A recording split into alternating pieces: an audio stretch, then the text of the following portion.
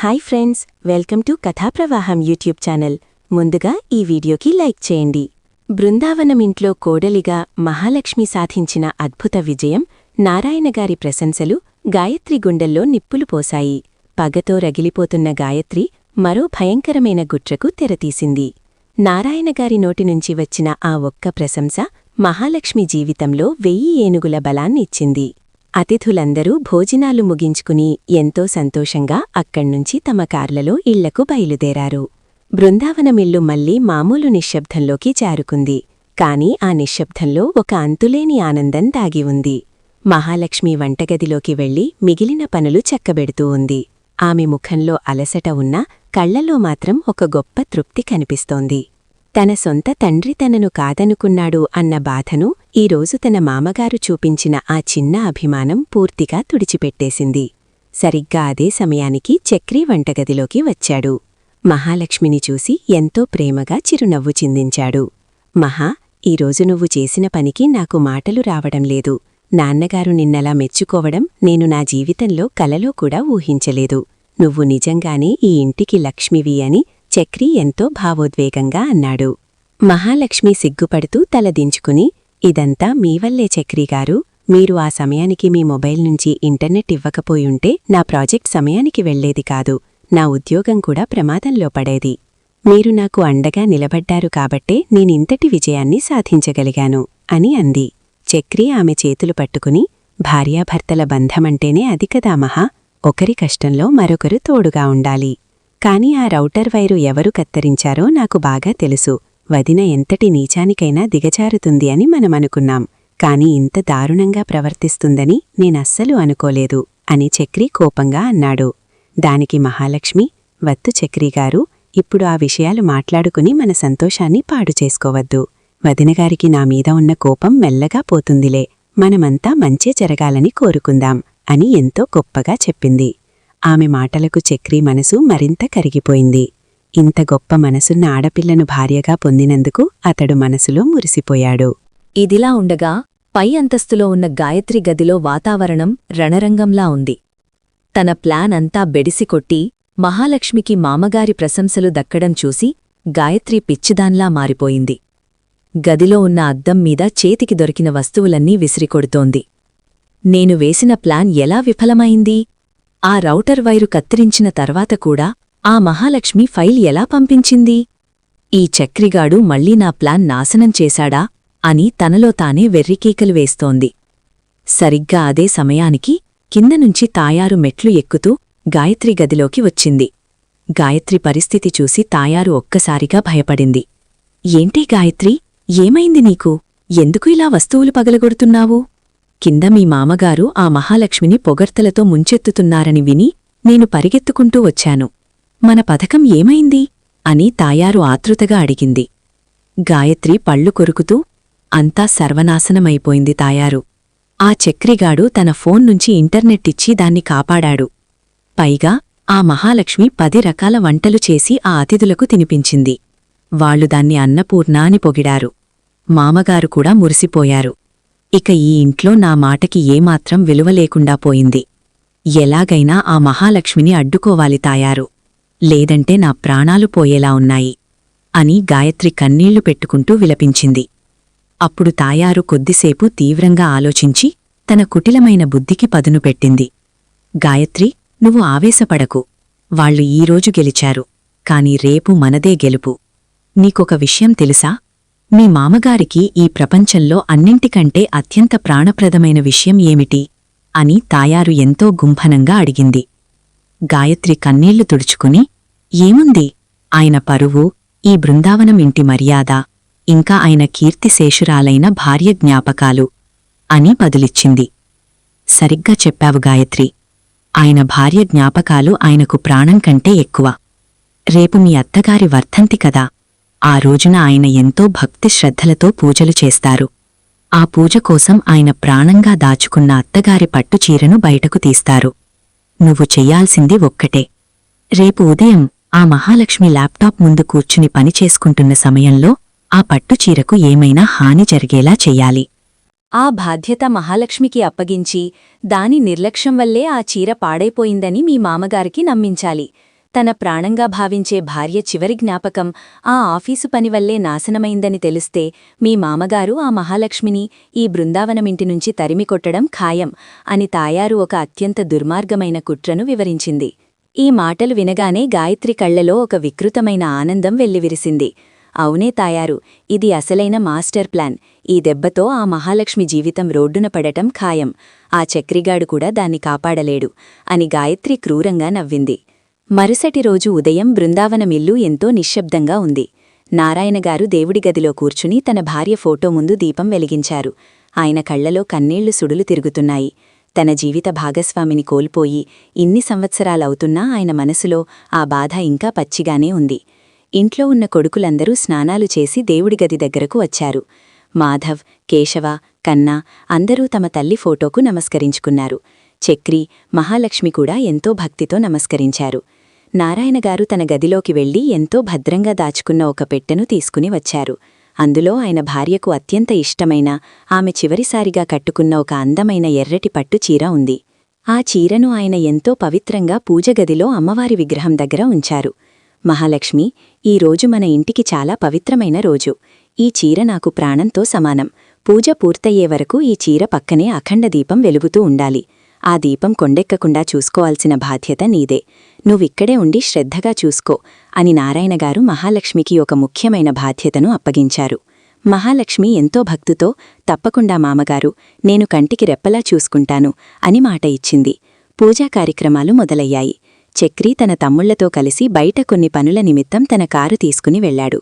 మహాలక్ష్మి దేవుడి గదిలోనే కూర్చుని పూజకు కావలసిన పూలు, పసుపు, కుంకుమలు సిద్ధం చేస్తూ ఉంది.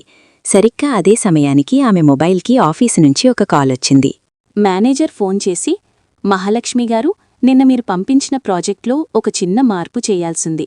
వెంటనే మీ ల్యాప్టాప్ ఆన్ చేసి కేవలం 10 నిమిషాల్లో ఆ మార్పు చేసి పంపించండి అని అత్యవసరంగా చెప్పారు. మహాలక్ష్మి కొద్దిగా కంగారు పడింది. దేవుడి గదిలో దీపం వెలుగుతూనే ఉంది కదా, ల్యాప్టాప్ తీసుకువచ్చి ఇక్కడే కూచుని 10 నిమిషాల్లో ఆ పని ముగించేస్తాను అని ఆమె నిశ్చయించుకుంది.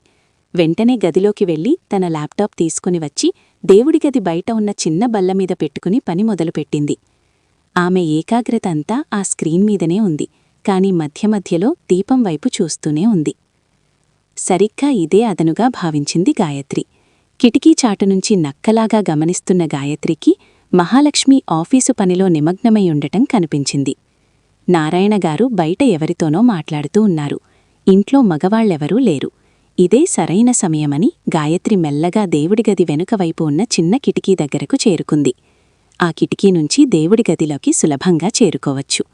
ఎంతో చాకచక్యంగా లోపలికి ఒక కర్ర సహాయంతో చెయ్యిపెట్టి వెలుగుతున్న ఆ అఖండ దీపాన్ని మెల్లగా జరిపింది. ఆ దీపం నేరుగా నారాయణగారు భద్రంగా పెట్టిన ఆ ఎర్రటి పట్టుచీర అంచులకు తాకేలా పెట్టింది. క్షణాల్లో ఆ చీర అంచులకు మంటలు అంటుకున్నాయి. పట్టుచీర కాబట్టి మంటలు చాలా వేగంగా వ్యాపించడం మొదలుపెట్టాయి. గాయత్రి అక్కడ్నుంచి ఎంతో వేగంగా పారిపోయి తన గదిలోకి చేరి ఏమీ ఎరగని దానిలా నటించడం మొదలుపెట్టింది. తన పథకం 100% విజయవంతమైందని ఆమె లోపల క్రూరంగా నవ్వుకుంది. కొద్ది క్షణాల తర్వాత దేవుడి గదిలోంచి కాలుతున్న వాసన రావటం మహాలక్ష్మికి తెలిసింది. ఏంటా ఈ వాసన అని ఆమె తలెత్తి చూసేసరికి పూజగదిలో మంటలు ఎగిసిపడుతూ కనిపించాయి. ముఖ్యంగా ఆ పట్టుచీర కాలిపోతుండటం చూసి మహాలక్ష్మి గుండె ఆగిపోయినంత పనైంది. అయ్యో భగవంతుడా, ఎంత ఘోరం జరిగిపోయింది అంటూ ఆమె భయంతో గట్టిగా కేకలు వేసింది. పరుగున వెళ్లి చేతులతోనే ఆ మంటలను ఆర్పడానికి తీవ్రంగా ప్రయత్నించింది. మంటలు ఆర్పే క్రమంలో ఆమె చేతులకు కూడా తీవ్రమైన గాయాలయ్యాయి. కాని అప్పటికే ఆ చీర సగం పైగా కాలిపోయి బూడిగలా మారిపోయింది. మహాలక్ష్మి ఏడుపు విన్న నారాయణగారు పరుగున అక్కడికి వచ్చారు. దేవుడి గదిలో కాలిపోయి ఉన్న తన భార్య పట్టుచీరను చూడగానే ఆయనకు గుండెపోటు వచ్చినంత పనైంది. ఆయన కళ్ళు విశాలంగా తెరుచుకున్నాయి. నరాలు జివ్వుమన్నాయి. నోట మాట రాకుండా అలాగే నిలబడిపోయారు నారాయణగారు. అదే సమయానికి గాయత్రి కూడా నాటకీయంగా అక్కడికి పరుగున వచ్చింది. అయ్యో మామగారు, ఏంటి ఇదంతా, అత్తగారి చీర ఎలా కాలిపోయింది అంటూ దొంగ ఏడుపు మొదలుపెట్టింది. నారాయణగారు కోపంతో ఊగిపోతూ మహాలక్ష్మి వైపు తిరిగారు. ఏంటిది మహాలక్ష్మి, నేను నీకు ప్రాణంతో సమానమైన బాధ్యత అప్పగిస్తే నువ్వు దాన్ని గాలికి వదిలేశావా? కళ్ళు ఉండి కూడా దీపం చీరకు అంటుకుంటుంటే ఏం చేస్తున్నావు నువ్వు అని ఒక్కసారిగా సింహంలా గర్జించారు. మహాలక్ష్మి కన్నీరు మున్నీరుగా ఏడుస్తూ, మామగారు, నన్ను క్షమించండి. నేను అక్కడే కూర్చున్నాను, కాని ఎలా మంట అంటుకుందో నాకు ఏమాత్రం తెలియడం లేదు అని వణుకుతూ చెప్పింది. అప్పుడు గాయత్రి కల్పించుకుని, ఇంకెలా అంటుకుంటుంది మామగారు, ఆ ల్యాప్టాప్ చూడండి, అక్కడే కూర్చుని ఆఫీసు పని చేసుకుంటోంది. దానికి ఆఫీసు పిచ్చిబట్టి ఈ ఇంటి పరువు, మీ మనోభావాలు అన్నీ మర్చిపోయింది. దాని నిర్లక్ష్యం వల్లే ఈ ఘోరం జరిగింది అని అగ్నికి ఆజ్యం పోసింది. నారాయణగారి కోపం కట్టలు తెంచుకుంది. నేను ముందే చెప్పాను, ఈ ఉద్యోగాలగల్ల కుటుంబాలు నాశనమవుతాయని. నీ ఆఫీసు పనికోసం నా భార్య చివరి జ్ఞాపకాన్ని బూడిద చేశావు కదా, ఈ క్షణమే ఈ ఇల్లు వదిలి బయటకి వెళ్ళిపో అని ఆయన అత్యంత కఠినంగా మహాలక్ష్మిని గెంటేశారు. సరిగ్గా అప్పుడే చక్రి తన కారులో అక్కడికి వచ్చాడు. తన సోదరులతో కలిసి ఇంట్లోకి అడుగుపెట్టుతున్న చక్రికి నారాయణగారి అరుపులు వినిపించాయి. పరుగున వచ్చి చూసేసరికి మహాలక్ష్మి కన్నీళ్లతో నేలమీద కూర్చుని ఉంది. నాన్నగారు, ఏమైంది, ఎందుకు మహాని గెంటేస్తున్నారు అని చక్రి ఆందోళనగా అడిగాడు. నారాయణగారు కాలిపోయిన చీరను చూపించి, చూడు, నీ భార్య చేసిన ఘనకార్యం. తన ఉద్యోగపు మత్తులో నా భార్య జ్ఞాపకాన్ని దగ్ధం చేసింది. ఇంక ఒక్క క్షణం కూడా ఇది ఇంట్లో ఉండటానికి వీల్లేదు అని ఖరాఖండిగా చెప్పారు. చక్రికి విషయం అర్థమైంది. కాని మహాలక్ష్మి ఇంత నిర్లక్ష్యంగా ఉంటుందని అతడు ఏమాత్రం నమ్మలేదు. నాన్నగారు, దయచేసి శాంతించండి. మహాలక్ష్మి అలాంటిది కాదు. ఇందులో ఏదో కుట్ర ఉండి ఉంటుంది అని చక్రి గట్టిగా వాదించాడు. గాయత్రి మళ్ళీ మధ్యలో దూరుతూ, ఏంటి మరిదిగారు, కళ్లముందు నిజం కనిపిస్తుంటే ఇంకా దాన్ని వెనకేసుకొస్తున్నావా అని వెటకారం చేసింది. చక్రి కోపంగా గాయత్రివైపు చూసి, వదినా, మీరు దయచేసి నోరు మూసుకోండి. నేనసలు నిజమేంటో నిరూపిస్తాను అని చెప్పి దేవుడి గదిలోకి వెళ్లి ప్రతి అంగుళం పరిశీలించడం మొదలుపెట్టాడు. మాధవ్, కేశవ కూడా అన్నయ్యకు సాయంగా అక్కడికొచ్చారు. దేవుడి గది వెనక ఉన్న కిటికీ తెరిచి ఉండటం మాధవ్ గమనించాడు. అమ్మయ్యా, ఈ కిటికీ ఎవరో బయటనుంచి తెరిచారు, కింద చూడు, పాదముద్రలు కూడా ఉన్నాయి అని మాధవ్ అరవగానే చక్రి పరుగున అక్కడికి వెళ్లాడు. అక్కడొక పగిలిపోయిన గాజుముక్క కింద పడి ఉంది. ఆ ముక్కను తీసి చక్రి నిశితంగా గమనించాడు. ఇది వదిన నిన్న కొత్తగా వేసుకున్న గాజుల ముక్క అని అతడికి ఇట్టే అర్థమైపోయింది. వెంటనే ఆ గాజుముక్కను తీసుకువెళ్లి నారాయణగారి ముందు పెట్టాడు. చూడండి నాన్నగారు, మహాలక్ష్మి నిర్లక్ష్యం వల్ల ఈ మంటలు అంటుకోలేదు.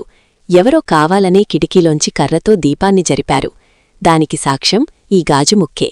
వదినా, ఇది మీ చేతికున్న గాజుముక్కే కదా, కావాలంటే అందరూ చూడండి, వదిన చేతికి ఒక గాజు పగిలిపోయి ఉంది అని చక్రి అత్యంత ధైర్యంగా గాయత్రి బండారం బయటపెట్టాడు. ఆ మాట వినగానే గాయత్రి ముఖం రక్తవిహీనమైంది. భయంతో ఆమె కాళ్ళు చేతులు వణికిపోయాయి. నారాయణగారు ఆ గాజుముక్కను, గాయత్రి చేతిని చూసి షాక్ అయ్యారు. ఆయన కళ్లల్లో నమ్మశక్యం కాని ఆశ్చర్యం, దానితో పాటు విపరీతమైన కోపం కనిపించాయి. ఏంటి గాయత్రి, ఒక ఆడదానివయ్యుండి దేవుడి గదిలో మంటలు పెడతావా? నీ అత్తగారి చీరను కాలుస్తావా? అంత కక్ష ఎందుకు నీకు మహాలక్ష్మి మీద అని ఆయన ఆగ్రహంతో ఊగిపోతూ అడిగారు. గాయత్రికి ఏం చెప్పాలో అర్థం కాలేదు. తడబడుతూ, మామగారు, నేను కాదు, నేనక్కడికి వెళ్లలేదు అని అబద్ధం చెప్పబోయింది. కాని నారాయణగారు ఒక పెద్ద అరుపు అరిచి ఆమెను నిశ్శబ్దం చేశారు. ఈ ఇంట్లో ఉంటూ నా భార్య జ్ఞాపకాలతోనే ఆటలాడుకుంటావా? నువ్వు ఈ ఇంటి కోడలివి కాదు, ఒక రాక్షసివి. బయటకు వెళ్ళిపోయి ఇంటినుంచి అని ఆయన మహాలక్ష్మికి బదులుగా గాయత్రిని గెంటేశారు. మహాలక్ష్మి పట్ల ఆయనకున్న అపార్థం తొలగిపోయింది. చక్రి ఆమెను దగ్గరకు తీసుకుని కన్నీళ్లు తుడిచాడు. గాయత్రి కుట్రలు బట్టబయలు కావడంతో బృందావనమింట్లో మహాలక్ష్మి స్థానం మరింత పదిలంగా మారింది. ఈ అనూహ్య మలుపుతో కథ ఎంతో ఉత్కంఠగా కొనసాగుతోంది. గాయత్రి నిజంగానే ఇల్లు వదిలి వెళ్ళిపోతుందా, లేక మరో కొత్త నాటకానికి తెరతీస్తుందా అన్నది రాబోయే ఎపిసోడ్లో చూడాలి. 100 అబద్ధాలాడినా ఒక్క నిజం ముందు నిలబడలేవని ఈ సంఘటన నిరూపించింది.